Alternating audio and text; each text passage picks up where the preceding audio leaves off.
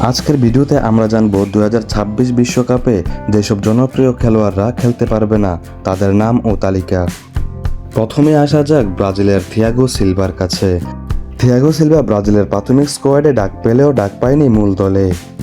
জানা গিয়েছে ব্রাজিল নতুন ডিফেন্স তৈরি করছে ভবিষ্যতের জন্য। 2022 বিশ্বকাপের পর নিয়মিত ব্রাজিল স্কোয়াডে দেখা যায়নি তাকে। এদিকে তার বয়স প্রায় 40 পেরিয়ে গিয়েছে, যার জন্য প্রাথমিক স্কোয়াডে ডাক পেলেও ডাক পায়নি মূল দলে।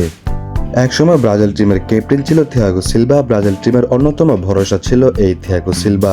2026 বিশ্বকাপে কারা কারা থিয়াগো সিলভাকে মিস করবেন অবশ্যই একটি কমেন্টস করে জানিয়ে যাবেন। এবারে আসা যাক আর্জেন্টিনার অন্যতম প্লেয়ার পাওলো দিবালার কাছে। 2026 বিশ্বকাপে আর্জেন্টিনার স্কোয়াডে দিবালাকে না দেখে হতাশ হয়েছেন হাজার হাজার আর্জেন্টিনার ভক্তরা। জানা গিয়েছে দীর্ঘদিন ধরে চোটের সমস্যা, ফিটনেসের ঘাটতির কারণে পাওলো দিবালা 2026 বিশ্বকাপে আর্জেন্টিনার দলে নেই। ক্যারিয়ার জুড়েই পেশির চোট পাওলো দিবালার বড় শত্রু হয়ে দাঁড়িয়েছে। 2024 সালে সেপ্টেম্বরের পর থেকে তিনি আর আর্জেন্টিনার জার্সিতে খেলতে পারেননি। 2026 সালে ক্লাব ফুটবলে তিনি পুরোপুরি 90 মিনিট খেলার সুযোগ খুবই কম পেয়েছেন। সব মিলে চোটের জন্য বাদ পড়েছে 2026 বিশ্বকাপ থেকে পাওলো দিবালা। কারা কারা পাওলো দিবালাকে এবারে বিশ্বকাপে মিস করবেন অবশ্যই একটি কমেন্টস করে জানিয়ে যাবেন। এবারে আসা যাক পোল্যান্ডের প্লেয়ার রবার্ট লেভানডোভস্কির কাছে। 2026 বিশ্বকাপে তার নাম স্কোয়াডে না দেখে হতাশ হয়েছেন হাজার হাজার ভক্ত।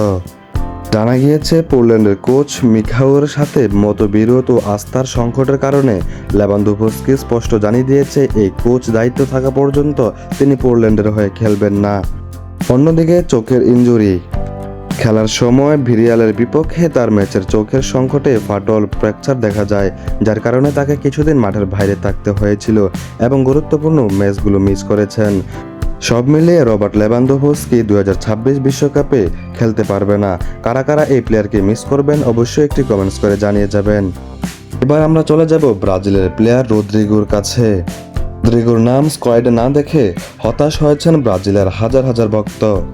জানা গিয়েছে ঘোরতর ইনজুরির কারণে 2026 বিশ্বকাপে ব্রাজিল দলে জায়গা হয়নি এই প্লেয়ারের। যাকে বলা হতো নেইমারের পরে দ্বিতীয় নেইমার ব্রাজিলের মধ্যে এই প্লেয়ার, কিন্তু ইনজুরির কারণে এবার ব্রাজিলের দলে জায়গা পায়নি এই প্লেয়ার। কারা কারা ব্রাজিলের রদ্রিগোকে মিস করবেন অবশ্যই একটি কমেন্টস করে জানাবেন। এবার আমরা চলে যাব ব্রাজিলের অন্যতম দুইজন প্লেয়ার অ্যান্টনি এবং রিচার্লিসনের কাছে। অ্যান্টনি এবং রিচার্লিসন তারা দুজন এমন প্লেয়ার যাদের সাথে ভাগ্য কখনোই সহায় হয় না। তারা 100% ফিট থাকলেও ব্রাজিলের দলে ডাক পায় না খুবই সহজে। 2022 বিশ্বকাপে বাইসাইকেলে গোল করা সে রিচার্লিসন 2026 বিশ্বকাপ ব্রাজিল স্কোয়াডে ডাকে পায়নি। অন্যদিকে সারা বছর ক্লাবে এবং ব্রাজিলের দলে হয়ে খেলা অ্যান্টনিও সবসময় ভালো খেলে থাকে। অ্যান্টনি এবং রিচার্লিসন এই দুজন প্লেয়ারকে দলে না নেওয়ার তেমন গুরুত্বপূর্ণ কারণ নেই। জানা গেছে তারা পুরোপুরিভাবে ফিট আছে দলে খেলার জন্য, কিন্তু তবুও ডাক পেল না এই দুই প্লেয়ার। এই দুইজন প্লেয়ার এমন জায়গায় খেলে যেখানে খেলার জন্য ব্রাজিলের আরও ভালো ভালো প্লেয়ার রয়েছে, যার কারণে এরা দুইজন খুব সহজে সুযোগ পায় না। ব্রাজিলের কোচ এই দুই প্লেয়ারকে এবারও সুযোগ করে দেয়নি 2026 বিশ্বকাপ খেলার জন্য। কারা কারা অ্যান্টনি এবং রিচার্লিসনকে মিস করবেন অবশ্যই একটি কমেন্টস করে জানিয়ে যাবেন। 2026 বিশ্বকাপে সুযোগ না পাওয়া, খেলতে না পারা আরও অনেক প্লেয়ার রয়েছে যাদের নাম বলতে গেলে ভিডিও অনেক বেশি বড় হয়ে যাবে। জনপ্রিয় আরও অনেক প্লেয়াররাই এবার সুযোগ পায়নি 2026 বিশ্বকাপ খেলার জন্য। দর্শক, যদি আপনারা চান আরও কারা কারা 2026 বিশ্বকাপ খেলতে পারবে না এবং 2026 বিশ্বকাপে স্কোয়াডে ডাক পায়নি তাদের নাম জানতে চান, তাহলে অবশ্যই কমেন্টস করে জানাবেন পার্ট 2 লিখে। যদি আপনারা চান তাহলে আপনাদের জন্য পার্ট 2 আমি নিয়ে আসব। আজকের ভিডিওতে যে প্লেয়ারদেরকে নিয়ে আলোচনা করেছি তারা ছাড়াও আরও অনেক প্লেয়াররা বাদ পড়েছে 2026 বিশ্বকাপ খেলা থেকে। দর্শক, আপনাদের কাছ থেকে জানতে চাই 2026 বিশ্বকাপ স্কোয়াড থেকে আজকের ভিডিওতে যে প্লেয়ারদেরকে দেখেছেন তাদের মধ্য থেকে আপনি কাকে বেশি মিস করবেন অবশ্যই একটি কমেন্টস করে জানিয়ে যাবেন।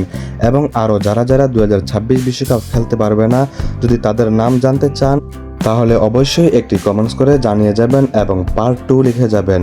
আপনাদের কমেন্টস দেখে আমি পার্ট 2 তৈরি করে দেব। আজকের ভিডিও এতটুকু পর্যন্ত। এই ভিডিওটি ভালো লেগে থাকলে অবশ্যই শেয়ার করে দিবেন এবং আমার চ্যানেলটি সাবস্ক্রাইব করে দিবেন। এতক্ষণ পর্যন্ত আমার ভিডিওটি কন্টিনিউ করার জন্য আপনাদেরকে জানাই অসংখ্য ধন্যবাদ।